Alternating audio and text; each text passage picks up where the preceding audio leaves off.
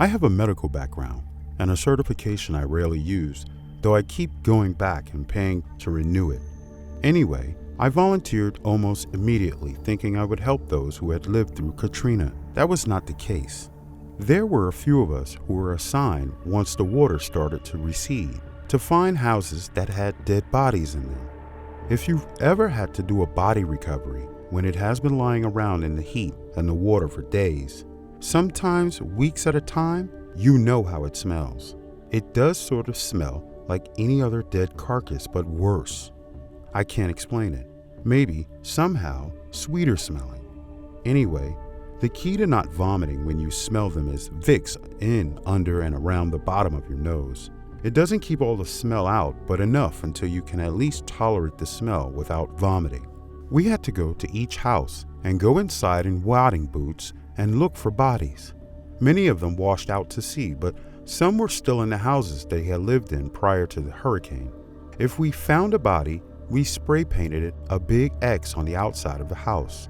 This other guy and I had been doing it for a while, and we got assigned each other almost every day. We got along okay. He didn't vomit at the ones that had been gotten to. We came up to this one old shack. I say shack because it was pretty run down and in what had been a very bad neighborhood. Right away, I got chills down my spine. I knew there was something really wrong. Not like finding a body kind of wrong, but chilling kind of wrong. New Orleans has certain areas that just give off these vibes, and my understanding is a lot of voodoo practice in certain areas. Anyway, against everything my body was screaming at me, we went into the house. The first thing I could smell was a body. The second was something almost earthy and mold. I looked at my partner. I will call him Jay. He was white as a sheet. I could tell he was getting that same feeling I had been getting. It was obvious from the weird bones hanging from the ceiling. I would bet money they were cats. Something odd had been going down in the house, as well as strange beads and carvings in the bare wood in the walls. We went into what was a kitchen, and there chained to a beam was an old lady, or what was left of her. She had chained herself by her wrist to the beam. Her guts were falling out on the floor. The creepiest thing was, her face still looked as though she were alive and staring at us with a wicked smile, showing only partial teeth. They were nubs. My skin started crawling as the goosebumps spread over my body and my neck hair stood up. Suddenly, I heard the most unearthly cackling noise I had ever heard in my life, and my flight or fight kicked in. Jay and I noped out of there. We quickly painted the X and literally ran to the next house. Now, I don't know if that old lady had practiced voodoo or whatever, but that scared the ever-living it out of me. It still gives me nightmares. The people I feel sorry for are the ones who had to take that crazy lady out of there.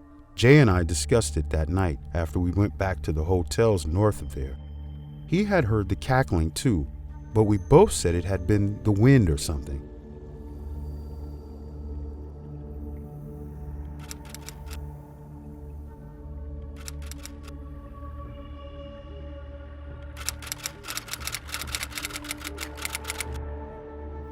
This is my first time posting here, so hang with me.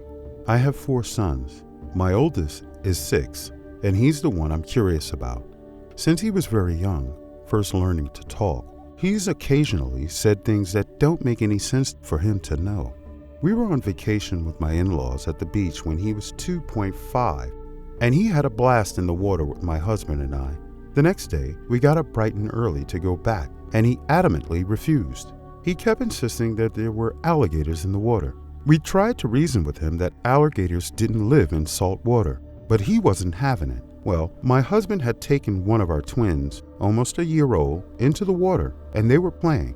A few minutes later, a man comes running from the pier yelling at him to get out of the water and for us to get away from the water.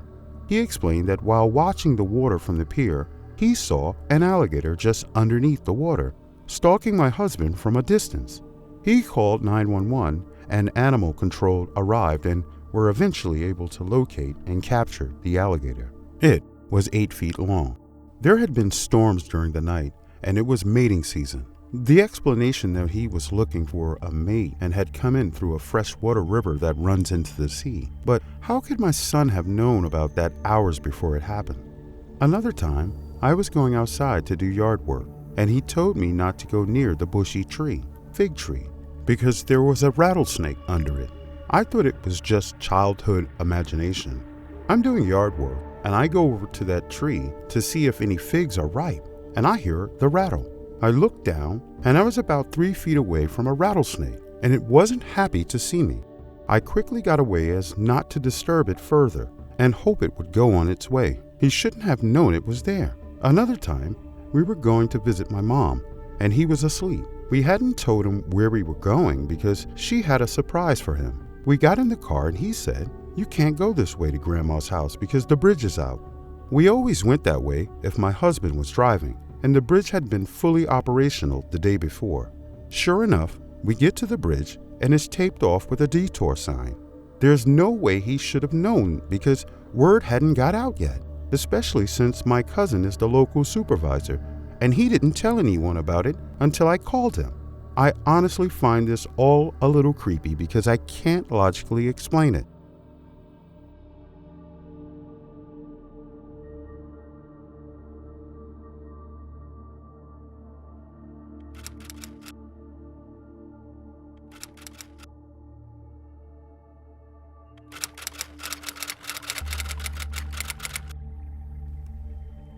My brother and I were best friends growing up.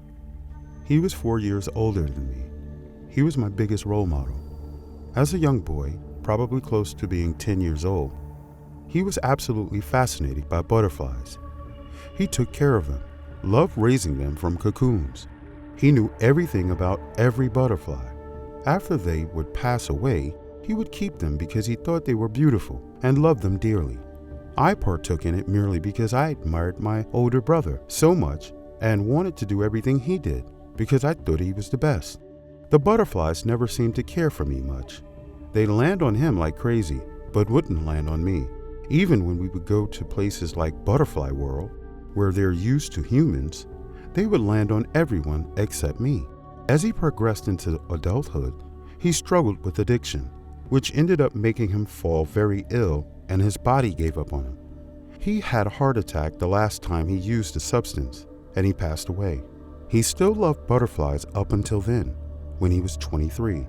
Although we weren't close at this chapter in our lives, as his addiction had really pushed me away, we still talked occasionally when he was going through his good days.